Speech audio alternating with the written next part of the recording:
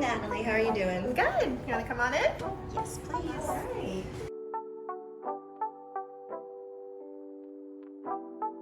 I am an assistant, actually soon to be associate professor in the applied psychology department within the developmental program. Congratulations, by the way, on your recent tenure. Thank you. Very exciting. My main goal is to really just inspire and train the next generation of scientists. I have a bachelor's from the University of Virginia in psychology, a master's in experimental psychology from William & Mary, and a PhD in human development and public policy from Georgetown.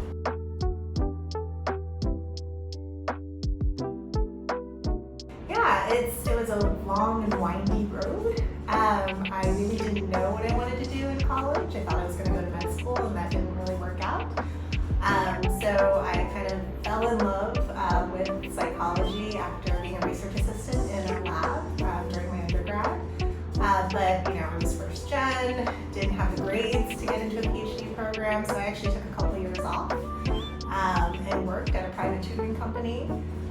But working there was great. I got to have real world experience, but that itch to do research was still there.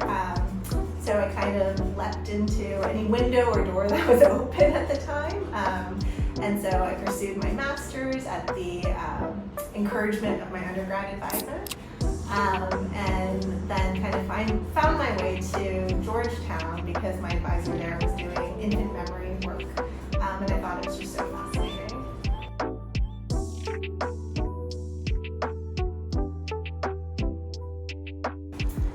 Skill or hobby I'm working on mastering?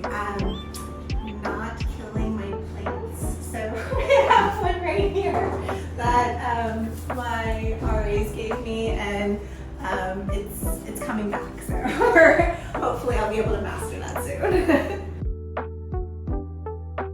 Folded. As like a title, I like mentor. Why mentor?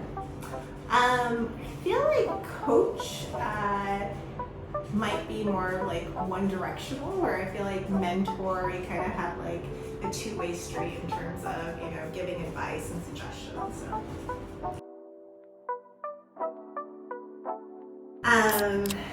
Okinawan soba noodles.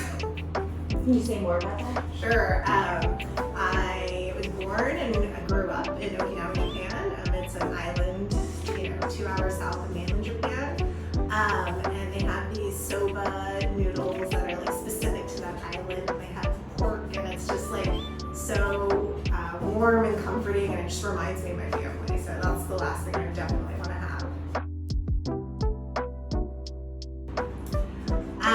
I would say the flexibility, or at least in research, kind of the flexibility to pursue different research questions, and kind of be your own boss, and kind of follow different interests and pursuits as they come. It's a very flexible job, and so that's why I like it.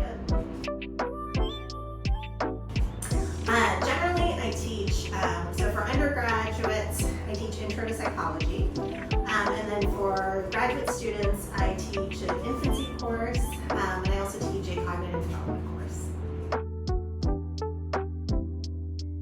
The title's called Before the Coffee Gets Cold, and it's this pretty short fiction book, and it's really interesting because it's about this cafe where you go and you can travel back in time, but there's two kind of like constraints. One is that you can't change anything in the present, and that you have to come back to the present before your coffee gets cold. And so it's really interesting to see kind of like who goes back in time and for what reasons. And I'm a memory researcher, so I always think about like how we represent our past memories. Good question. I would probably be heading up a nonprofit, or maybe owning my own business. I don't know what business that would be, but probably those two. My first concert was TLC, the fan mail tour, when I was in high school. So that'll tell you how old I am. It's so cool that you got to experience that. It was great. Neither. I am like really good from like 9 a.m. to 1 p.m. Both, for different purposes. Oh, franchise. I like sci-fi, so I love like Star Wars and like all the Marvel series. When I watch movies, I like to just like disconnect, right? So I really also like the John Wick series, just because it's really just fun and something that you can watch and like, you know, not really have to think hard. Probably John Wick, yeah. That's so much vengeance because they killed his puppy. Is that the premise? Yes. So I am interested in a lot of different things, but I think the core of my research is anything about brain or behavioral development during infancy. I think infancy is such an interesting time point because that's when the brain is expanding, you know.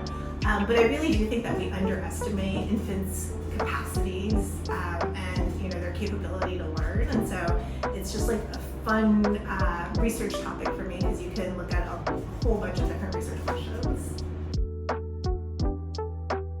Sure. So my lab is the Island Lab, so it's Infant Studies of Language and Neurocognitive Development. And kind of the core research kind of topic is we look at the impact of the social and cultural context on infant, what we call neurocognitive development, which is just brain and behavior.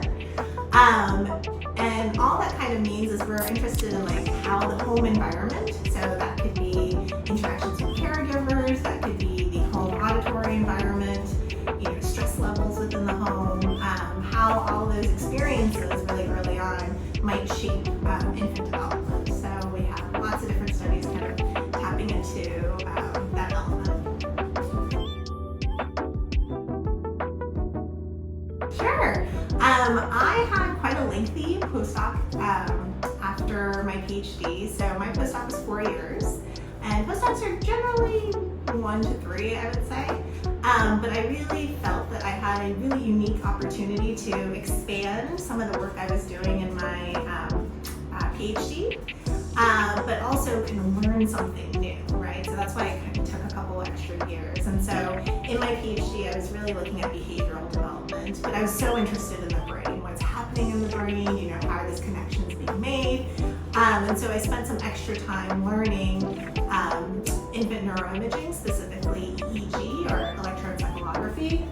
This is actually a picture of my son with an EEG cap on, and it just measures the electrical activity of the scalp. And so I wanted to kind of incorporate, you know, neuroscience with some of the behavioral elements of my work, so I can look at different mechanisms. And so for me, it was a really wonderful time in my life because I was learning new techniques and pursuing new research questions. But I always tell people that it was a great time because I had really good mentors during that period too.